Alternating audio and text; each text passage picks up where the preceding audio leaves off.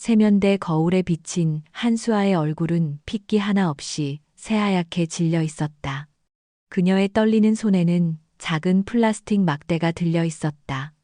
선명하게 그어진 두 줄. 현실을 부정하듯 몇 번이고 눈을 비벼봤지만 결과는 바뀌지 않았다. 축복이어야 할 새로운 생명의 증표는 지금 그녀에게 사형 선고나 다름없었다. 어떻게? 가느다란 신음소리가 좁은 욕실의 서늘한 타일 벽에 부딪혀 공허하게 흩어졌다. 심장이 발밑으로 곤두박질 치는 것 같았다. 바깥 거실에서 들려오는 저속한 TV쇼의 웃음소리와 의부사버지 박만식의 기침소리가 유난히 크게 들려왔다. 이 사실을 그가 알게 된다면 상상하는 것만으로도 온몸의 피가 차갑게 식는 듯했다. 수아는 임신 테스트기를 휴지에 몇 겹이고 감싸 주머니 깊숙이 쑤셔 넣었다. 차가운 물로 세수를 하며 붉게 달아오른 눈가를 애써 진정시켰다. 아무 일도 없는 것처럼 평소처럼 행동해야만 했다. 욕실 문을 열고 나가자 퀴퀴한 담배 냄새와 소주 냄새가 뒤섞인 역한 공기가 그녀를 덮쳤다. 박만식은 낡은 소파에 누워 텔레비전을 보고 있었다. 수아의 어머니는 그의 발치에 앉아 조용히 과일을 깎고 있었다. 이 집의 모든 공기는 박만식의 기분에 따라 좌우되었다. 그는 이 작은 왕국의 폭군이었다. 뭐하다, 이제 나와, 군뱅이가 따로 없네.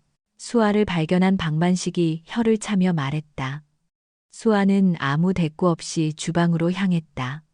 저녁 식사를 준비해야 했다. 그녀의 존재는 이 집에서 식모나 다름없었다. 수아야. 주방으로 따라 들어온 어머니가 걱정스러운 얼굴로 그녀의 팔을 잡았다. 얼굴이 안 좋다. 어디 아픈 거니? 아니에요, 엄마. 그냥 좀 피곤해서. 수아는 애써 미소를 지어 보였다. 어머니의 주름진 눈가에 맺힌 걱정을 보는 것은 늘 마음 아픈 일이었다. 그녀는 평생을 박만식 같은 남자에게 억눌려 살며 자신의 목소리를 잃어버린 사람이었다. 딸을 지켜주기엔 너무나도 나약한 사람이었다. 그날 저녁 식사는 가시방석 같았다.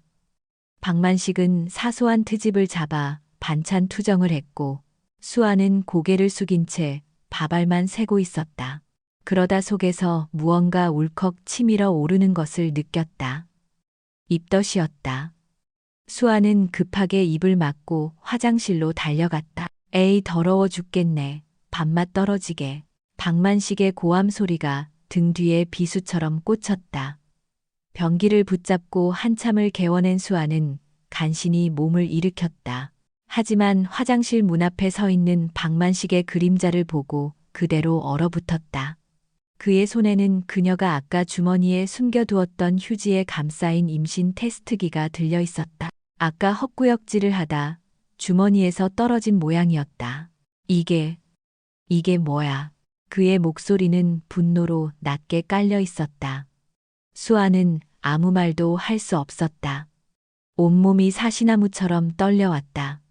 박만식은 휴지를 거칠게 풀어헤쳐 내용물을 확인했다. 그의 얼굴이 순식간에 시뻘겋게 달아올랐다. 그는 수아의 머리채를 거칠게 움켜쥐고 거실로 끌고 나왔다. 악, 이게 어떻게 된 거야? 이 천박한 년 누구시야? 박만식의 고함 소리에 어머니가 달려나왔다. 딸의 머리채를 잡고 있는 남편과 바닥에 내팽개쳐진 임신 테스트기를 본 그녀의 얼굴이 하얗게 질렸다. 여보, 이게 무슨... 당신은 빠져. 당신이 이따위로 키운 딸. 당신이 책임져.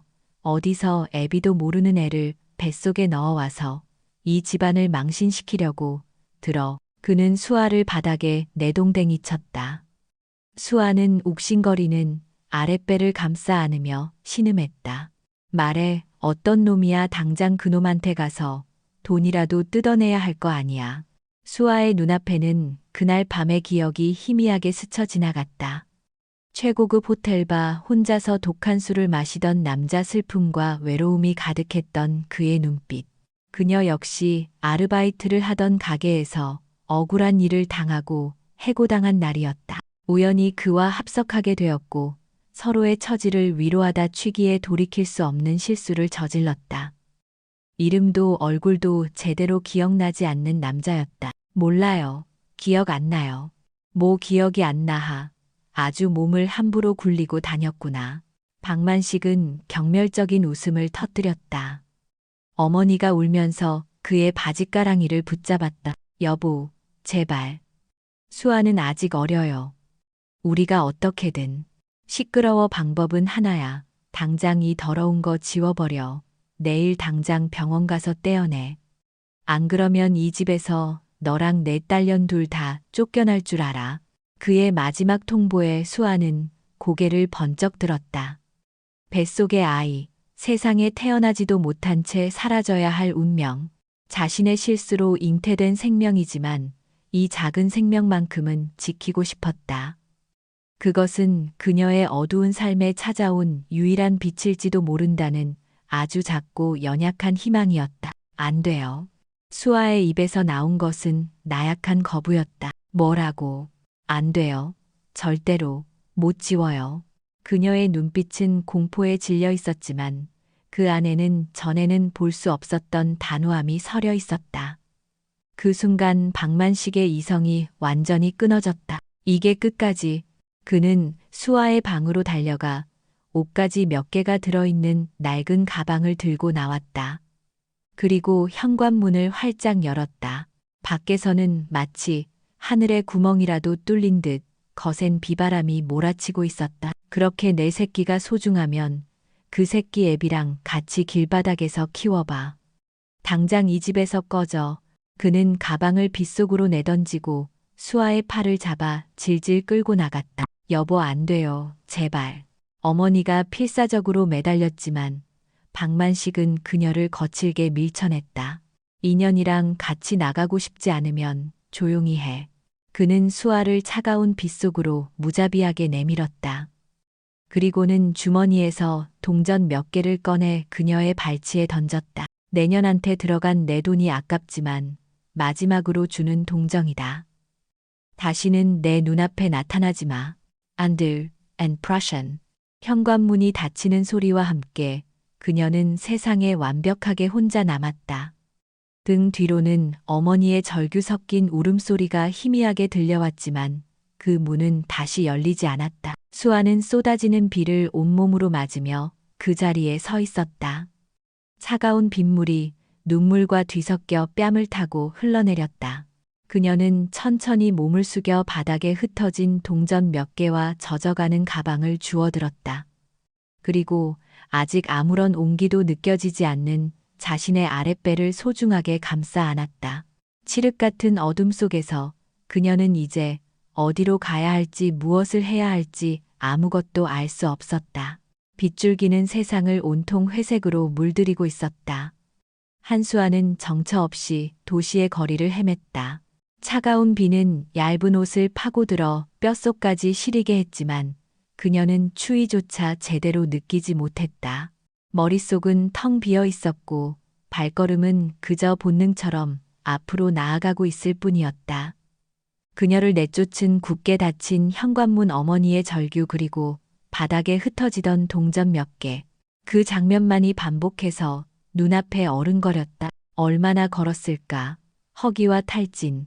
그리고 정신적인 충격으로 온몸의 힘이 빠져나갔다. 눈앞이 흐릿해지고 어지러웠다. 그녀는 비틀거리다. 결국 힘없이 길가에 주저앉고 말았다. 쏟아지는 빗속에서 그녀의 모습은 금방이라도 부서져 내릴 듯 위태로워 보였다. 곁으로 수많은 차들이 무심하게 스쳐 지나갔다. 화려한 도시의 밤은 길 위에 버려진 그녀의 절망을 아랑곳하지 않고 제 갈 길을 갈 뿐이었다. 같은 시각 TK그룹의 권지훈 대표는 막 끝난 이사회의 피로감을 느끼며 전용차 뒷좌석에 몸을 싣고 있었다. 차창 밖으로 세차게 쏟아지는 비를 보며 그의 미간이 미세하게 찌푸려졌다.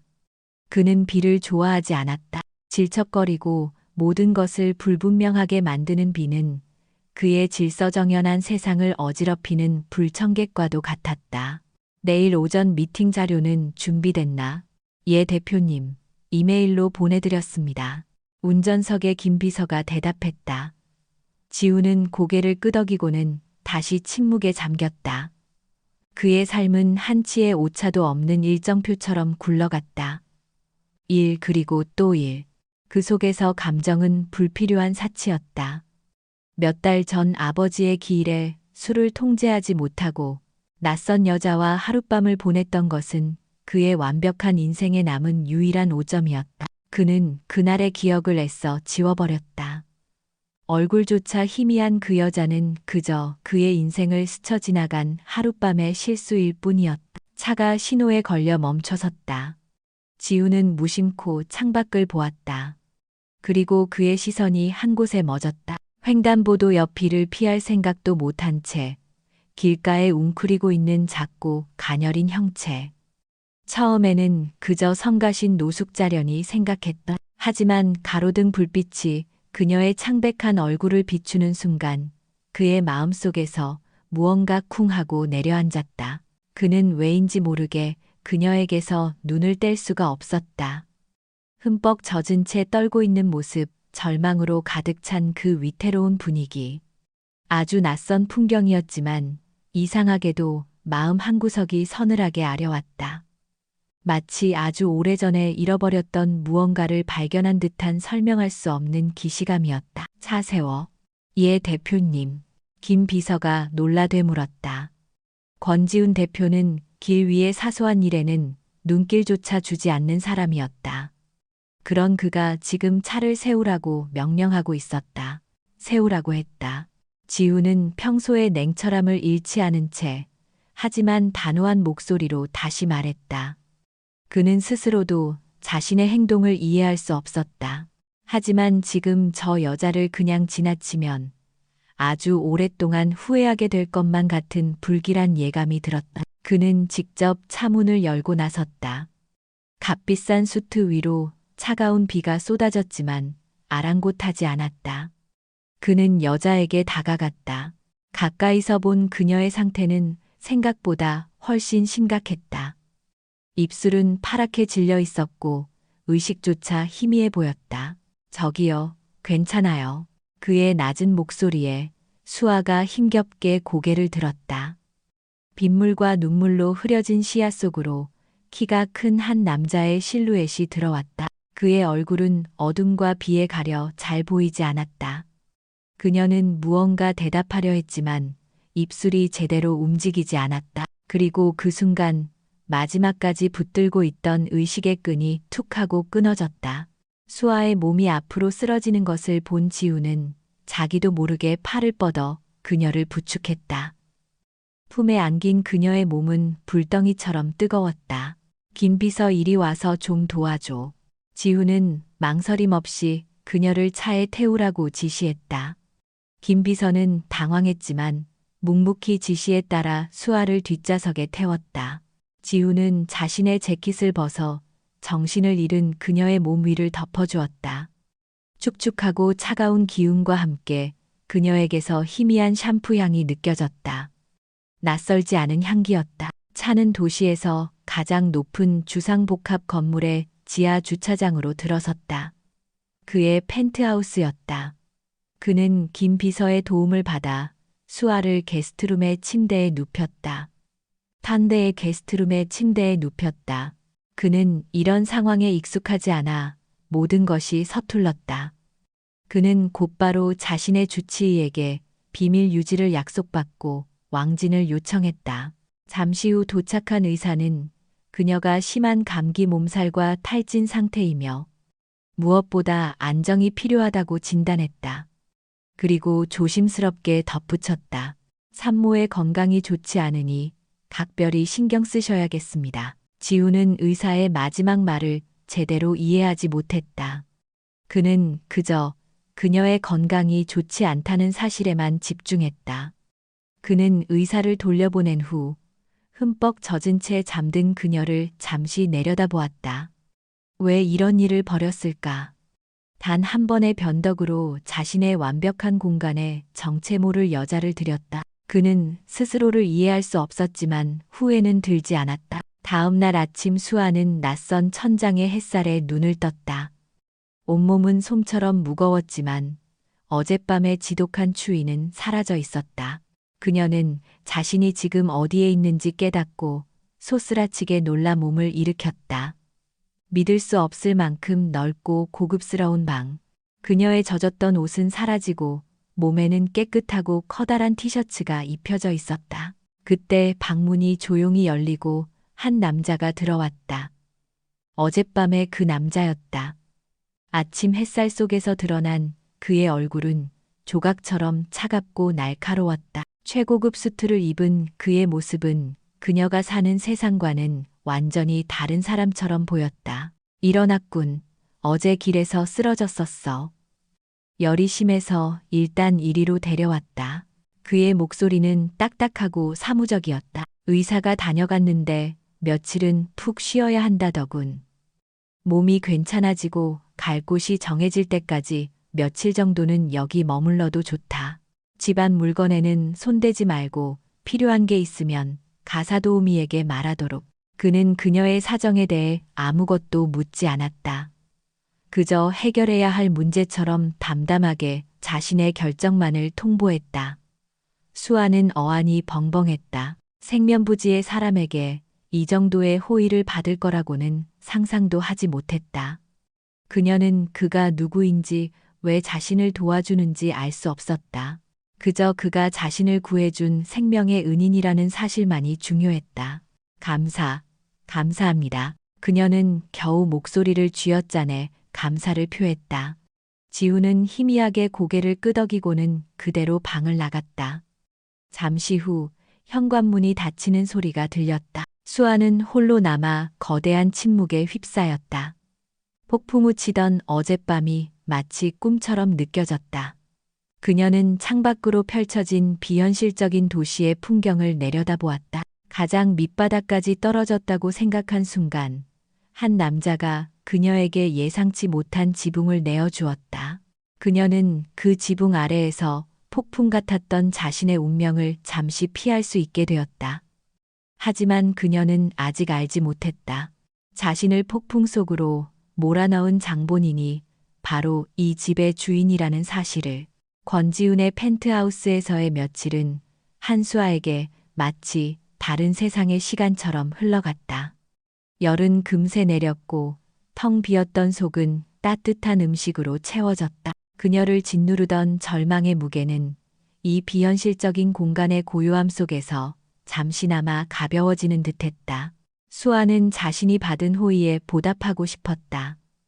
그녀는 매일 새벽 가사도우미인 안여사보다 먼저 일어났다. 이미 먼지 한 톨 없이 깨끗한 집안을 쓸고 닦았고 냉장고에 평범한 재료들을 이용해 정갈한 아침 식사를 준비했다. 그녀는 자신이 할 수 있는 유일한 일이라고 생각했다. 그렇게라도 하지 않으면 이 거대한 친절 아래에서 자신이 벌레처럼 초라하게 느껴질 것만 같았다. 아침 식사를 차려놓고 나면 그녀는 늘 지훈이 일어나기 전에 자신의 방으로 숨어들었다. 그와의 마주침은 불편하고 두려운 일이었다. 그는 집주인이자 은인이었지만 그가 뿜어내는 차가운 아우라는 쉽게 다가갈 수 없는 벽처럼 느껴졌다. 지훈은 그의 인생에 일어난 이 미세한 변화를 금세 알아차렸다. 그는 보통 아침 식사를 거르거나 회사 근처에서 간단히 해결했다. 하지만 어느 날 아침부터 식탁 위에는 따뜻한 김이 오르는 한식 아침상이 차려져 있었다. 처음에는 안여사가 괜한 배려를 한다고 생각했다. 안여사님 아침은 따로 챙기지 않으셔도 됩니다.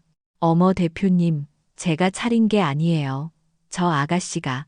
안여사의 말에 지우는 잠시 할 말을 잃었다.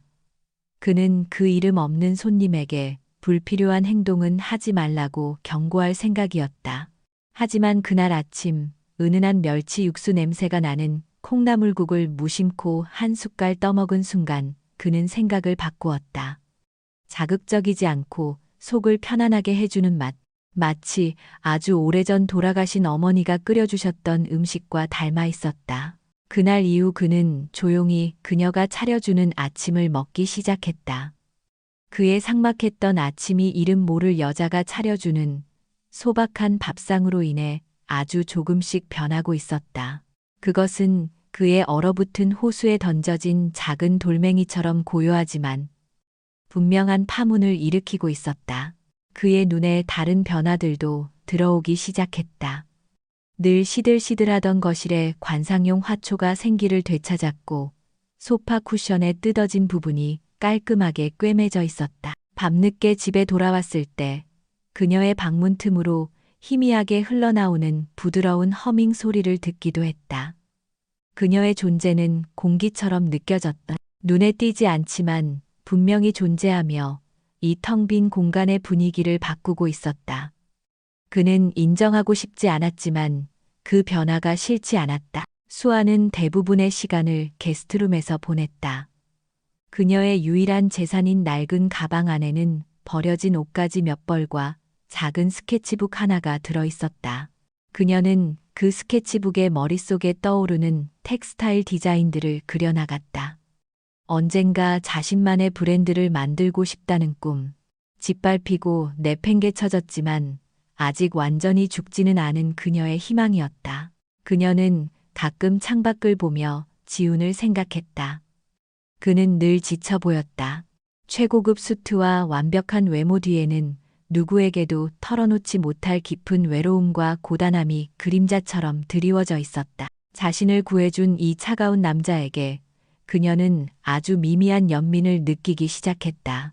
그러던 어느 날 TK 그룹 본사 대표이사실은 팽팽한 긴장감이 감돌았다. 지훈은 새로운 SPA 브랜드의 원단 공급 계약을 위한 최종 후보 업체들의 보고서를 검토하고 있었다. 그의 곁에는 충직한 김민준 비서가 서 있었다. 대표님, 최종 후보는 세 곳입니다.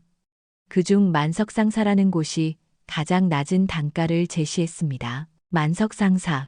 지훈은 보고서의 대표자 이름란을 보았다. 박만식, 흔한 이름이었다. 그는 서류를 넘기며 말했다.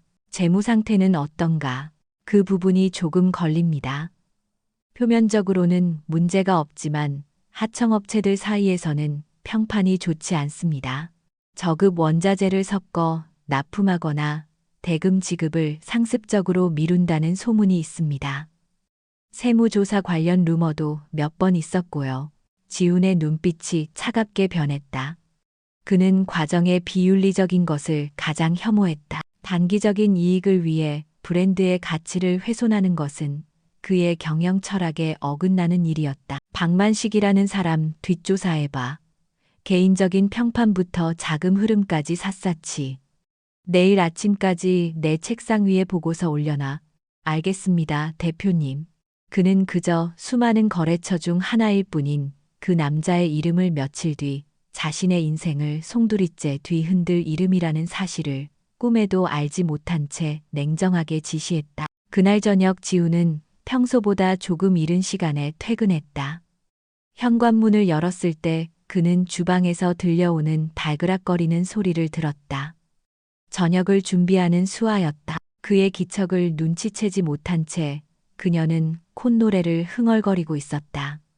며칠 전 밤에 들었던 그 부드러운 허밍이었다. 그녀의 뒷모습, 묶어 올린 머리카락 아래로 드러난 하얀 목선, 가느다란 실루엣. 지훈은 자기도 모르게 그 자리에 멈춰 서서 그녀를 바라보았다. 또다시 그 설명할 수 없는 기시감이 그의 심장을 스치고 지나갔다. 무슨 노래지? 그의 갑작스러운 목소리에 수아가 화들짝 놀라며 뒤를 돌아보았다. 그녀의 손에 들려있던 국자가 쨍그랑 소리를 내며 바닥으로 떨어졌다. 죄송합니다, 대표님. 저 그냥 어릴 때 어머니가 자주 불러주시던 노래라서. 수아의 얼굴은 겁에 질려 하얗게 변해 있었다. 그녀의 동요하는 눈빛을 본 순간 지훈은 괜한 말을 걸었다는 후회를 했다. 그는 그녀를 더 불안하게 만들고 싶지 않았다. 신경 쓰지 마. 그는 짧게 말하고는 곧장 자신의 서재로 들어가 버렸다. 하지만 그의 머릿속은 복잡했다. 그녀의 놀란 눈, 그녀에게서 나는 은은한 향기, 그리고 귓가에 맴도는 익숙한 멜로디.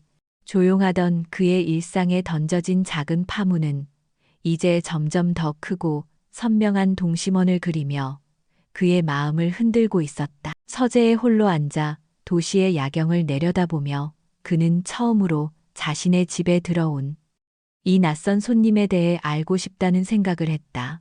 통제와 이성으로 가득했던 그의 견고한 성에 아주 작은 균열이 생기기 시작한 순간이었다. 권지우는 잠을 이루지 못했다. 그의 미니멀리즘 철학이 고스란히 반영된 침실은 늘 완벽한 고요함을 선사했지만 며칠 전부터 그 고요함에 낯선 균열이 생겨나고 있었다. 그의 머릿속은 온통 집에 들어온 그 낯선 손님 한수아에 대한 생각으로 가득 차 있었다. 그녀가 끓여주는 아침, 국의 온기, 그녀의 조용한 허밍 소리 겁에 질렸을 때 파르르 떨리던 그 눈동자. 그는 이것이 단순한 호기심일 뿐이라고 스스로를 타이르려 했었다. 하지만 그럴수록 그의 통제력을 벗어났던 또 다른 밤의 기억이 안개처럼 피어올랐다. 몇 달 전 돌아가신 아버지의 기일이었다. 그는 매년 그날이면 자신을 올가매는 무력감과 외로움을 잊기 위해 술을 마셨다. 그날 밤도 마찬가지였다. 최고급 위스키 벨벳으로 감싸인 의자, 그리고 숨막히는 고독감. 기억은 파편처럼 흩어져 있었다.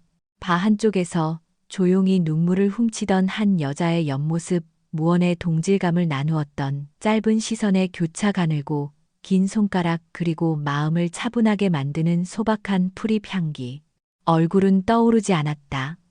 오직 슬픔으로 가득 찼지만 이상하게도 꺾이지 않을 것 같았던 그 눈빛만이 뇌리에 남아 있었다. 그는 그저 술에 취해 꿈꾸미려니 치부해왔다.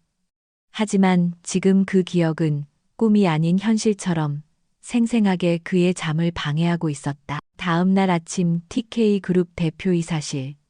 김민준 비서가 박만식에 대한 뒷조사 보고서를 들고 왔다. 대표님 지시하신 내용입니다. 보고서의 내용은 예상보다 훨씬 더 지저분했다. 만석 상사는 알려진 것보다 더 심각한 상태였다. 탈세와 임금 체불은 물론 박만식 개인에게는 도박빚과 사기전과 기록까지 있었다. 지훈의 미간이 깊게 패였다. 그리고 보고서의 마지막 장 가족 관계란에서 그의 시선이 멈췄다. 배우자 김은숙 의붓딸 한수아 24세.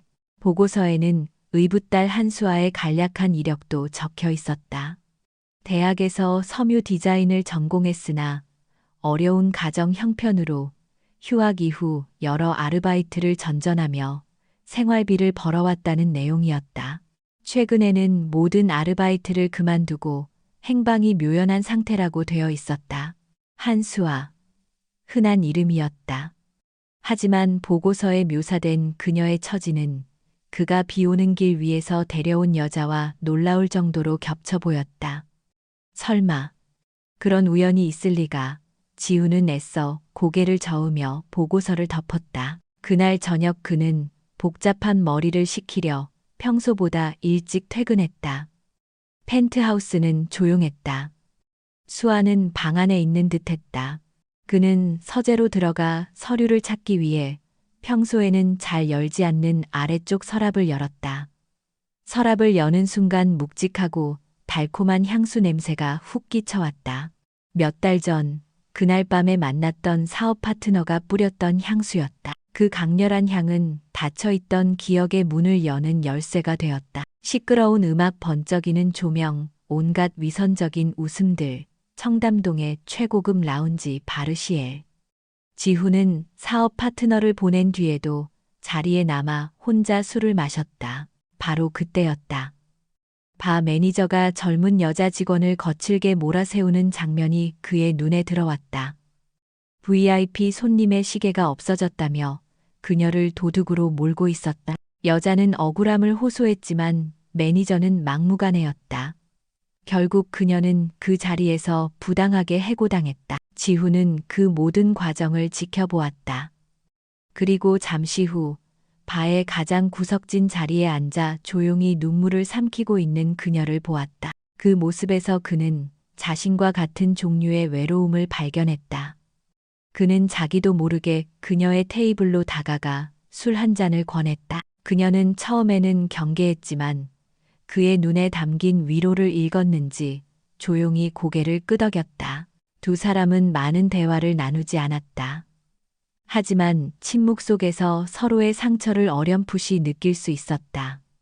그녀의 눈물은 단순히 직장을 잃은 슬픔 때문이 아니었다. 훨씬 더 깊은 삶의 무게에서 비롯된 눈물이었다. 그녀의 머리카락에서 풍겨오던 향기는 값비싼 향수가 아니었다. 소박하고 편안한 허브 샴푸의 향기였다. 기억은 거기까지였다. 허브 샴푸.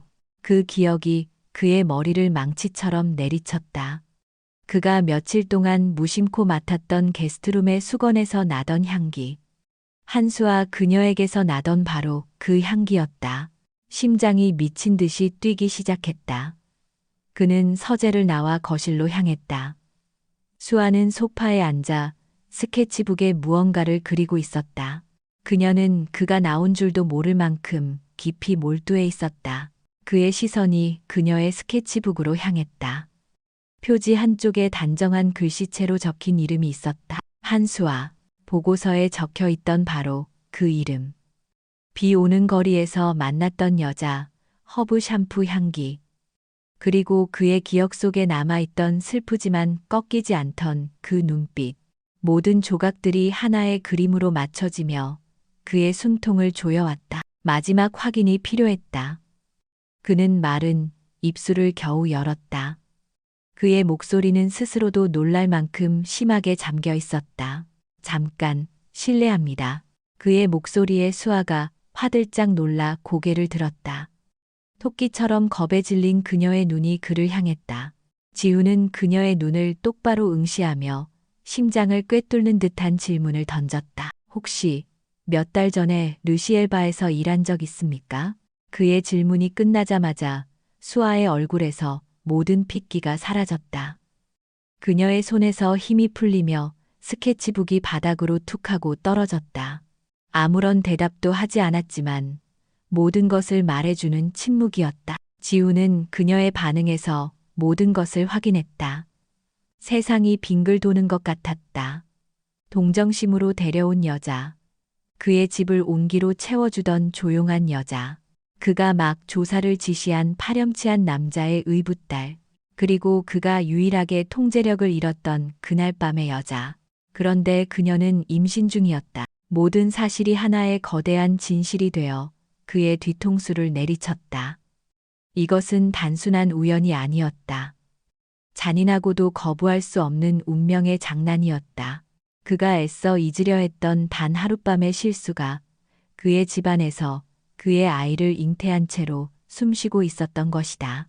수아는 온몸을 떨고 있었다. 그가 모든 것을 알았다고 생각했다. 그의 충격받은 얼굴을 혐오감으로 오해했다. 이제 모든 것이 끝이라고 다시 그 비 오는 거리로 쫓겨날 것이라고 생각했다. 거실에는 숨막히는 정적만이 흘렀다. 지우는 엄청난 충격 속에서 그녀를 바라보았다. 수아는 마지막 선고를 기다리는 죄수처럼 그를 마주 보았다. 고요했던 파문은 이제 모든 것을 집어삼킬 거대한 해일이 되어 두 사람의 발밑까지 밀려와 있었다. 거실을 지배하던 숨 막히는 정적 속에서 먼저 움직인 것은 권지훈이었다. 그는 아무 말 없이 몸을 돌려 자신의 서재로 들어갔다. 쾅하고 닫히는 문소리는 한수아에게는 마지막 심판을 내리기 전에 전주곡처럼 들렸다. 그가 사라지자마자 수아의 온몸을 지탱하고 있던 마지막 힘이 풀려나갔다.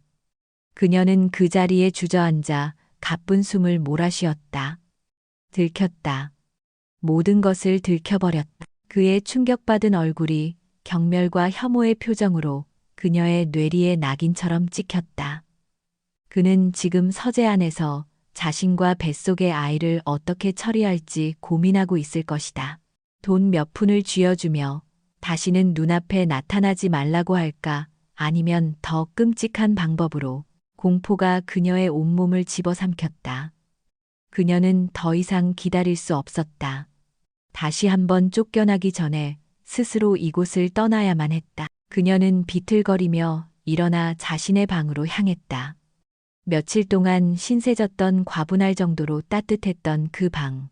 그녀는 자신의 낡은 가방에 몇 벌 되지 않는 옷가지를 구겨 넣었다. 눈물이 쉴 새 없이 흘러내려 시야를 흐렸다. 짧은 시간이었지만 그녀는 이곳에서의 안정감에 기대어 잠시나마 희망이라는 것을 품었었다. 그 모든 것이 한순간에 무너져 내렸다. 한편 서재 안에서 지우는 케이지에 갇힌 맹수처럼 방 안을 서성였다. 머릿속은 거대한 폭풍이 휩쓸고 지나간 듯했다. 부정하고 싶었다. 이 모든 것이 지독한 악몽이기를 바랐다.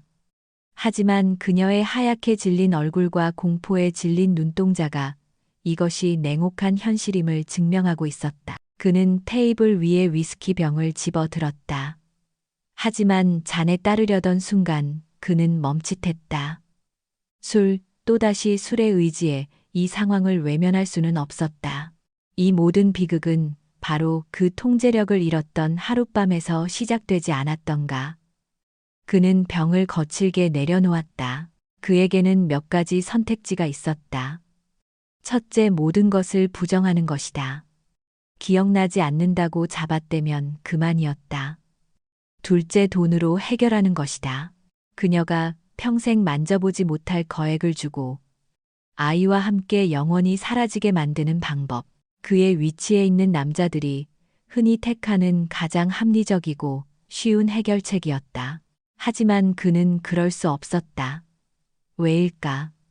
그날 밤의 기억은 흐릿했지만 그녀의 눈빛만은 선명했다. 삶의 무게에 짓눌려 있으면서도 결코 꺾이지 않으려 버티던 그 처연하고도 강인했던 눈빛. 그리고 지난 며칠간 이 집에서 보았던 그녀의 모습, 조용하고 성실하며 누구에게도 폐를 끼치지 않으려 애쓰던 그 모습. 그녀는 돈으로 입을 막고 버릴 수 있는 그런 종류의 사람이 아니었다. 그리고 무엇보다도 아이, 그의 핏줄. 그가 저지른 실수에 대한 살아있는 증거이자 책임의 무게였다. TK그룹은 그의 아버지가 평생을 바쳐 정직과 책임이라는 원칙 위에 세운 성이었다. 그 원칙을 스스로 무너뜨릴 수는 없었다. 결심이 서자 그의 눈빛이 차갑고 냉철하게 변했다. 그는 서재 문을 열고 다시 거실로 나갔다. 그리고 문 앞에서 작은 가방을 든 채 막 떠나려던 수아와 마주쳤다. 그 모습은 그의 심장을 날카롭게 찔렀다. 어디 가려고? 그의 목소리는 낮고 차분했지만 거부할 수 없는 무게감이 실려 있었다. 수아는 움찔하며 고개를 숙였다. 그녀의 목소리는 거의 들리지 않을 정도로 작게 떨렸다. 폐를 끼쳤습니다. 바로 나가겠습니다. 앉아, 할 얘기가 있어. 그의 말은 부드러웠지만 명령에 가까웠다. 수아는 저항할 힘도 없이 자석에 이끌린 쇠붙이처럼 소파 쪽으로 걸어가 가장자리에 위태롭게 걸터 앉았다. 지우는 그녀의 맞은편에 앉았다. 두 사람 사이의 거대한 테이블이 그들의 관계처럼 멀고도 아득하게 느껴졌다. 지우는 잠시 침묵하며 어떻게 말을 꺼내야 할지 골랐다. 그는 결국 가장 정직한 방법을 택했다. 미안하지만 그날 밤의 기억은 술 때문에 대부분 흐릿해. 하지만 당신이었다는 건 이제 알겠어. 그는 변명하지 않았다. 담담하게 자신의 과오를 인정했다. 수아는 아무 말 없이 입술만 깨물었다. 그 아이. 지우는 마침내 가장 본질적인 질문을 던졌다. 그 단어가 그의 입에서 나오는 것이 너무나도 낯설고 무거웠다. 내 아이가 맞나? 그 질문에 수아의 어깨가 크게 떨렸다. 이것이 마지막 심판이었다. 그녀는 고개를 들었다. 눈에는 여전히 두려움이 가득했지만 그 안에는 자신의 아이를 지키려는 어미의 본능적인 용기가 반짝이고 있었다. 그녀는 그의 눈을 피하지 않고 작지만 분명하게 고개를 끄덕였다. 네. 그 짧은 한마디. 그 한마디가 거실의 모든 공기를 얼려버리는 듯했다. 지우는 잠시 눈을 감았다. 두려움, 경외감 그리고 모든 것이 끝났다는 기묘한 안도감이 뒤섞인 감정의 파도가 그를 덮쳤다. 그는 다시 눈을 떴을 때 모든 혼란을 지우고 오직 결심만을 남겨두었다. 내가 책임지겠다. 수아는 자신의 귀를 의심했다. 그녀는 그가 화를 내거나 돈 이야기를 하거나 혹은 자신을 비난할 것이라고 예상했다. 하지만 책임이라는 단어는 그녀의 상상 속에 단 한 번도 존재하지 않았던 말이었다. 책임이요. 아이를 낳아 필요한 모든 지원은 내가 하겠다. 그는 마치 사업 계획을 발표하듯 냉정하고 논리적으로 말을 이어갔다. 최고의 병원, 최고의 환경을 제공할 거야. 아이는 내 호적에 올릴 거고 TK 그룹의 후계자로 자라게 될 거다. 그의 말 하나하나는 수아가 평생 상상도 해보지 못한 세계의 이야기였다. 그녀는 어안이 벙벙해 아무 말도 할 수 없었다. 그리고 그는 가장 충격적인 제안을 꺼냈다. 그리고 우리 결혼하자. 네. 오해는 하지 마. 사랑이나 감정을 바라는 게 아니야. 아이에게 안정적인 가정을 만들어주기 위한 일종의 계약이자 파트너십이 될 거다. 아이를 위해서 서로에게 필요한 의무를 다하는 것. 그게 내가 말하는 책임이야. 결혼, 후계자, 계약. 그 단어들이 수아의 머릿속을 맴돌았다. 폭풍우 치는 밤 길거리로 쫓겨났던 그녀의 인생이 단 몇 시간 만에 완전히 뒤집히고 있었다. 아이의 미래는 보장될 것이다. 지긋지긋한 가난과 멸시에서도 벗어날 수 있을 것이다. 하지만 그녀의 마음 한구석이 서늘하게 아파왔다. 그녀는 사랑받는 아내가 아니라 아이를 낳기 위한 계약의 일부가 되는 것이었다. 그녀의 삶은 또다시 그녀의 의지와는 상관없이 한 남자에 의해 결정되고 있었다. 그가 비록 폭군이 아닌 구원자의 얼굴을 하고 있을지라도 그녀는 아무 대답도 하지 못했다. 그저 자신의 아이를 낳아줄 남자이자 동시에 평생 낯선 사람으로 살아가야 할지도 모를 남자를 망연자실하게 바라볼 뿐이었다. 진실은 마침내 목소리를 냈지만 그 진실이 열어준 새로운 길은 이전보다 더욱 혼란스럽고 불확실해 보였다. 권지훈의 결혼 제안 이후 펜트하우스의 공기는 미묘하게 변했다. 한수아는 명확한 대답을 하지 않았다. 그녀는 그저 아이를 위해 생각할 시간을 주세요라고 말했을 뿐이다.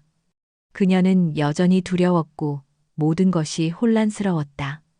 하지만 이제는 더 이상 도망갈 수 없다는 것을 알았다. 그들은 은인과 손님의 관계도 연인 관계도 아닌 세상에서 가장 어색한 동거인이 되었다. 하지만 지훈은 그녀의 대답을 기다려주지 않았다. 그는 이미 자신의 결정을 내렸고 그가 생각하는 책임을 실행에 옮기기 시작했다. 내일 아침 병원 예약을 해뒀다. 저녁 식탁에서 그가 무심한 척 말했다. 수아는 놀라 고개를 들었다. 서울에서 가장 좋은 산부인과 클리닉이야. 아이와 당신의 건강 상태부터 확인해야겠어.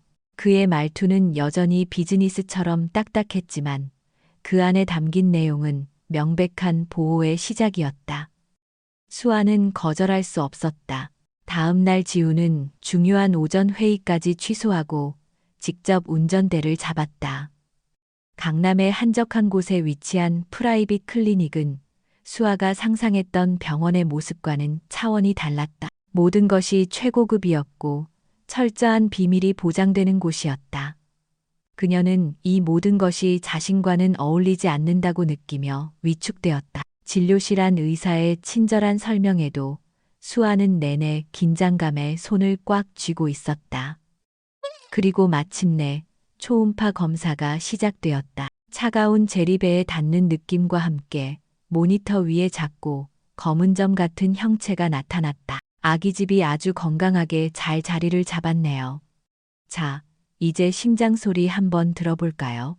의사가 기계의 볼륨을 높이는 순간 조용하던 진료실 안에 세상에서 가장 경이로운 소리가 울려 퍼졌다. 쿵쿵쿵쿵. 쿵쿵쿵쿵. 빠르고 규칙적이며 힘찬 심장 소리. 자신의 뱃속에서 아주 작은 생명체가 살아있다고 온몸으로 외치고 있었다. 그 소리를 듣는 순간 수아의 눈에서 뜨거운 눈물이 왈칵 쏟아져 내렸다. 지난 몇 달간의 공포와 슬픔, 외로움이 그 작은 심장 소리 하나에 모두 씻겨 내려가는 듯했다. 지우는 내내 무표정한 얼굴로 모니터를 보고 있었다. 그에게 아이란 책임져야 할 추상적인 의무이자 문제에 불과했다. 하지만 스피커를 통해 울려 퍼지는 저작고도 강렬한 생명의 소리를 듣는 순간 그의 경고했던 세상에 거대한 균열이 생겼다. 쿵쿵쿵. 그것은 그의 심장 소리와도 같았다. 모니터 위에서 깜빡이는 작은 점, 자신의 핏줄. 그 사실이 그 어떤 사업 보고서나 계약서보다도 더 압도적인 현실이 되어 그의 뇌리에 밝혔다. 그는 자기도 모르게 주먹을 꽉 쥐었다. 이것은 더 이상 그가 저지른 하룻밤의 실수가 아니었다. 그의 아이였다. 그가 무슨 수를 써서라도 지켜내야만 하는 그의 모든 것이었다. 집으로 돌아오는 차 안은 침묵이 흘렀지만 이전과는 다른 종류의 침묵이었다. 지우는 흘끗 옆자리에서 여전히 눈물을 훔치고 있는 수아를 보았다. 그녀는 더 이상 계약의 상대방이 아니었다. 자신의 아이를 품고 있는 세상에서 가장 소중하고 연약한 존재였다. 그날 이후 지후는 완전히 다른 사람이 되었다. 그의 서재에는 딱딱한 경영서적들 대신 임신과 육아에 관련된 책들이 쌓이기 시작했다. 그의 컴퓨터 검색 기록은 임산부에게 좋은 음식, 임신 초기 주의사항 같은 것들로 가득 찼다. 그는 여전히 표현에 서툴렀다. 하지만 그의 행동은 변하고 있었다. 냉장고는 어느새 유기농 과일과 채소들로 채워졌고 잠을 설치는 수아를 위해 임산부 전용 바디 필로우가 그녀의 방에 놓여 있었다. 그는 여전히 무뚝뚝했지만 그녀의 작은 기침 소리에도 신경을 썼고 그녀가 먹고 싶어하는 음식을 기억해 두었다가 퇴근길에 사들고 오기도 했다. 수아는 그의 변화가 당황스러웠다. 이것은 차가운 계약 관계의 일부가 아니었다. 그녀는 그의 서툰 배려 속에서 냉정한 CEO의 가면 뒤에 숨겨진 인간적인 모습을 조금씩 발견하기 시작했다. 그녀의 마음속 두려움은 조심스러운 호기심으로 천천히 변해가고 있었다. 하지만 그들의 불안한 평화는 오래가지 못했다. 같은 시각 박만식은 도박 빚에 쪼들리며 나락으로 떨어지고 있었다. 그는 돈이 될 만한 것이라면 무엇이든 찾아 헤맸고 마침내 집 나간 의붓딸 수아를 떠올렸다. 그는 수소문 끝에 수아가 집을 나간 그날 밤 고급 세단에 올라타는 것을 봤다는 아르바이트 동료의 증언을 확보했다. 그리고 뒷골목의 심부름 센터를 통해 그 차의 주인이 TK그룹의 권지훈 대표라는 사실을 알아냈다. 엎친 데 덮친 격으로 그가 사활을 걸었던 TK그룹과의 계약은 물거품이 되었고 오히려 그의 회사는 세무조사의 압박을 받기 시작했다. 모든 것이 권지훈이라는 이름 하나로 귀결되었다. 박만식은 모든 조각을 맞추었다. 계집애가 몸으로 회장놈을 꼬드겨서 팔자를 고치고 이제는 나를 짓밟으려 한다. 그는 그렇게 확신했다. 그는 분노했지만 동시에 자신의 손에 인생을 역전시킬 로또가 쥐어졌다고 생각했다. 감히 자신의 딸을 건드린 데가 그리고 자신의 사업을 망친 보상을 받아낼 절호의 기회였다. 며칠 후 박만식은 보란듯이 TK그룹 본사 1층 로비에 나타났다. 그는 권지훈 대표와의 면담을 요구하며 아주 사적인 가족 문제라고 둘러댔다. 이미 그의 비리에 대해 모든 보고를 받은 지훈은 그가 무슨 낯으로 자신을 찾아왔는지 궁금했다. 그는 박만식을 자신의 집무실로 들였다. 최고급 가구로 꾸며진 거대한 집무실의 위압감에 잠시 주눅이 들었던 박만식은 이내 본색을 드러냈다. 그는 비열한 미소를 지으며 입을 열었다. 허허 대표님, 바쁘신데 죄송합니다. 다름이 아니라 제 어리고 철없는 딸아이 때문에. 그는 수아의 사진을 테이블 위에 올려놓았다. 제 딸 수아가 지금 대표님 댁에 신세를 지고 있다고 들었습니다. 그런데 이 아이가 글쎄 애비도 모르는 아이를 임신 중입니다. 대표님 같은 높은 분께서 이런 스캔들에 휘말리시면 곤란하지 않겠습니까? 세상 사람들이 이걸 알면 뭐라고 하겠습니까? 그는 노골적으로 협박을 시작했다. 제 사업이 요즘 좀 어렵습니다. 대표님께서 도와주시고 또 제 딸아이의 미래를 위해 두둑한 위자료를 좀 챙겨주신다면 저도 이 일을 조용히 덮어드리겠습니다. 그는 자신이 완벽한 승기를 잡았다고 생각했다. 스캔들을 덮기 위해 돈이 필요한 재벌 총수. 그는 권지훈이 자신의 발 아래에서 돈을 애걸할 것이라고 믿어 의심치 않았다. 하지만 지훈의 반응은 그의 예상을 완전히 빗나갔다. 그는 분노하거나 당황하지 않았다. 오히려 그의 눈빛은 얼음장보다도 더 차갑게 식어내렸고 입가에는 경멸적인 미소마저 감돌았다. 자신의 아이를 임신한 여자를 길거리로 내쫓고 이제는 그 아이를 이용해 돈을 뜯어내려는 눈앞의 남자가 인간 이하의 버러지처럼 보였다. 초음파실에서 들었던 그 힘찬 심장 소리, 아이를 지키겠다고 다짐했던 아버지로서의 결의, 그 모든 것이 차가운 분노가 되어 그의 온몸을 지배했다. 지우는 조용히 하지만 얼음 같은 목소리로 말했다. 박만식 씨, 당신은 지금 절대로 해서는 안 될 실수를 한 겁니다. 그는 책상 위에 인터폰 버튼을 눌렀다. 김 비서, 보안팀 전부 일이 올려보내.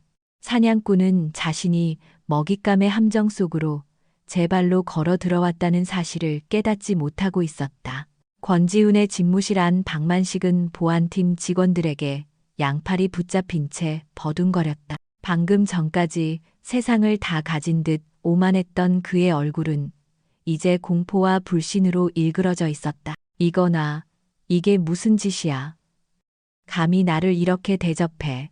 지우는 차가운 눈으로 그를 내려다보며 조용히 자리에서 일어났다. 그는 박만식의 앞으로 다가가 마치 벌레를 보는 듯한 경멸적인 시선으로 말했다. 당신은 나를 협박하러 왔지만 몇 가지 중요한 사실을 잊은 모양이군. 그는 김 비서에게 눈짓했다. 김 비서는 사무실 벽면에 설치된 대형 모니터를 켰다. 화면에는 박만식의 회사 만석 상사의 비밀 장부와 탈세 증거 자료들이 띄워졌다. 이건 당신 회사의 분식회계 자료와 탈세 증거. 이미 국세청에 전부 넘어갔다. 그리고 이건 화면이 바뀌었다. 박만식의 집 주변 CCTV 영상과 이웃 주민의 증언 녹취 파일이 나타났다. 그가 아내와 수아에게 폭언을 일삼는 목소리가 집무실 전체에 울려 퍼졌다. 당신의 가정폭력 증거 자료다. 수아 씨의 어머님께서 몇 년 전 경찰에 신고했다가 당신의 협박에 못 이겨 취하했던 바로 그 사건 기록도 다시 찾아냈지. 박만식의 얼굴이 새하얗게 질려갔다. 그는 자신이 완벽하게 짜인 함정 속으로 제 발로 걸어 들어왔다는 것을 깨달았다. 지훈은 마지막 확인 사살을 날렸다. 아, 그리고 방금 당신이 나를 협박했던 이 모든 대화는 녹음되고 있었다. 대기업 총수 협박, 미수 죄목이 하나 더 추가되겠군. 지훈은 한 걸음 더 다가서며 얼음처럼 차가운 목소리로 속삭였다. 당신이 그렇게 돈벌이 수단으로 이용하려 했던 그 아이 내 아이다. 감히 내 아이와 내 여자를 건드린 대가가 어떤 건지 지금부터 뼈저리게 느끼게 해주지. 그의 마지막 말은 사형 선고와도 같았다.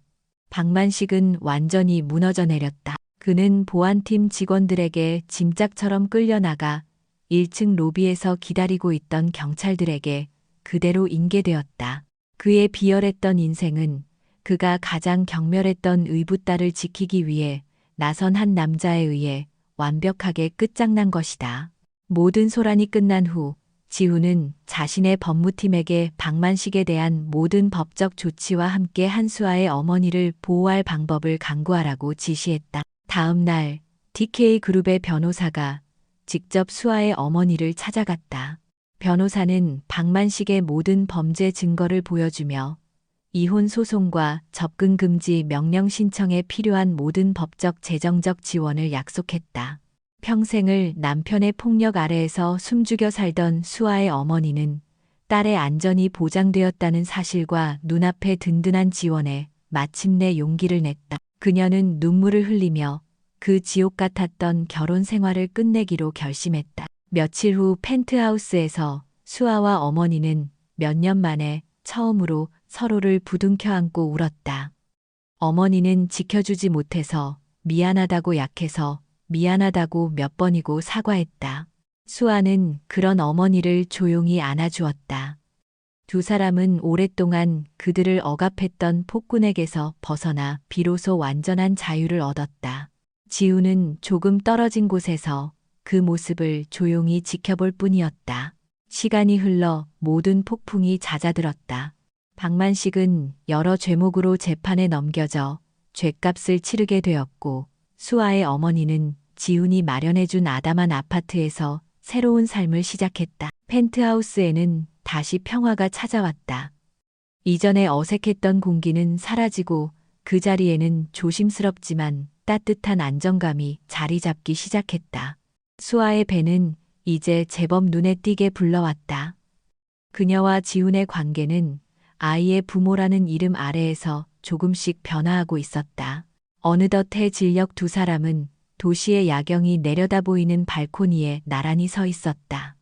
노을이 세상을 부드러운 주황빛으로 물들이고 있었다. 오랫동안 침묵하던 수아가 먼저 입을 열었다. 그녀는 지훈의 결혼 제안에 대한 대답을 해야 할 때라고 생각했다. 저, 대표님. 그녀는 고개를 들어 그의 옆모습을 보았다. 저는 대표님과 결혼할 수 없어요. 지훈은 잠시 놀란 듯 했지만 이내 담담하게 고개를 끄덕였다. 그는 그녀의 결정을 존중할 준비가 되어 있었다. 이해해. 계약이나 의무 같은 걸로 맺어지는 결혼은 우리 아이에게도 그리고 저 자신에게도 해주고 싶지 않아요. 그녀의 목소리는 작았지만 그 안에는 이전에는 없었던 단단한 심지가 박혀 있었다. 그녀는 더 이상 길 위에서 떨던 무력한 소녀가 아니었다. 한 아이의 어머니로서 그리고 한 명의 독립된 여성으로서 자신의 목소리를 내고 있었다. 하지만 그녀는 몸을 돌려 그를 똑바로 마주 보았다. 그녀의 맑은 눈동자가 석양빛을 받아 반짝였다. 권지훈 씨와 함께 이 아이를 키우고 싶어요. 그녀는 처음으로 그의 직함이 아닌 그의 이름을 불렀다. 계약 파트너가 아니라 진짜 부모로서요. 그렇게 같이 노력하고 서로를 알아가면서 천천히 시작하고 싶어요. 그것은 거절이자 동시에 더 진실한 제안이었다. 법적인 서류나 의무가 아닌 서로에 대한 존중과 신뢰를 바탕으로 한 관계를 시작해보자는 용기 있는 고백이었다. 지훈은 그녀의 말에 한동안 아무 말도 하지 못했다. 그는 자신이 제안했던 딱딱한 계약 결혼이 얼마나 어리석었는지 깨달았다. 그녀는 그가 생각했던 것보다 훨씬 더 강하고 현명한 여자였다. 그는 지금껏 단 한 번도 지어본 적 없는 아주 부드럽고 따뜻한 미소를 지었다. 좋아, 그렇게 하자 우리. 그는 조심스럽게 손을 내밀어 처음으로 그녀의 손을 잡았다. 열정적인 스킨십이 아니었다. 서로의 온기를 확인하는 미래를 함께하자는 약속의 증표였다. 두 사람은 나란히 서서 어둠이 내린 도시의 불빛들을 내려다보았다. 더 이상 그들은 냉정한 CEO와 불쌍한 피해자도 은인과 빚진 사람도 아니었다. 위기 속에서 예상치 못한 시작을 발견하고 이제 막 가족이라는 이름으로 함께 미래를 마주할 준비가 된 두 사람이었다. 하늘의 마지막 노을이 사라지고 완전한 밤이 찾아왔지만 도시의 불빛들은 그 어느 때보다도 밝고 따뜻하게 빛나고 있었다. 그것은 폭풍이 지나간 뒤 마침내 그들에게 찾아온 새로운 새벽을 알리는 빛이었다.